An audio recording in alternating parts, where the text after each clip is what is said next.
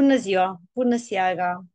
Am venit în întâmpinarea voastră astăzi cu un exercițiu care să vă aducă un pic mai multă pozitivitate în viață și vă recomand tuturor să-l practicați în viața de zi cu zi, în momentele în care vă simțiți obosiți, stresați, un pic pierduți sau nu sunteți în cea mai bună formă a zilei.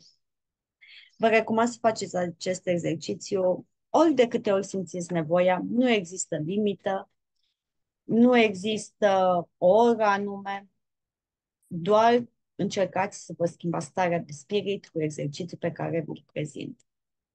Și haideți să începem.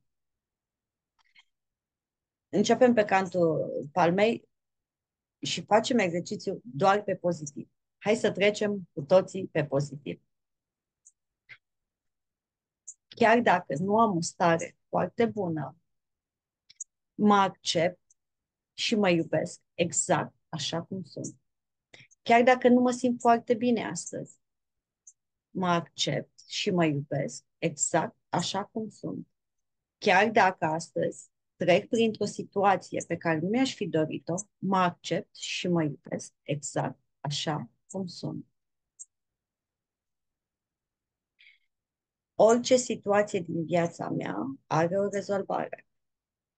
Oricât aș fi de stresată, acest moment o să treacă. Tot ce vine în viața mea este o lecție de învățat.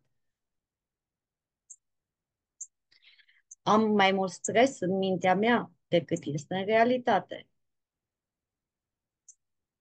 Situația va fi depășită oricum.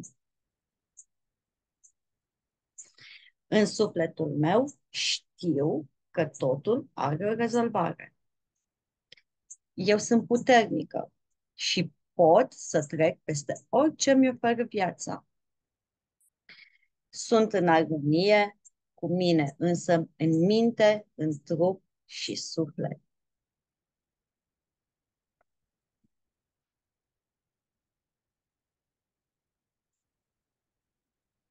Să vă fie de folos și să nu credeți că noi, cei care suntem terapeuți, indiferent că am fost născuți sau am învățat pe parcurs aceste tehnici, nu avem situații. Ba da, le avem, doar că diferența este următoarea. Făcând un exercițiu EFT, trecând pe pozitiv, având speranță, automat starea noastră de spirit se schimbă, situația o vedem altfel, mult mai clar și rezolvările ei. Așa că vă recomand cu toată încrederea, încercați acest scurt exercițiu de câteva secunde, ori de câte ori vă simțiți abandonați de anumite situații sau depășiți de anumite situații. Vă îmbrățișez cu drag pe data viitoare. Numai bine!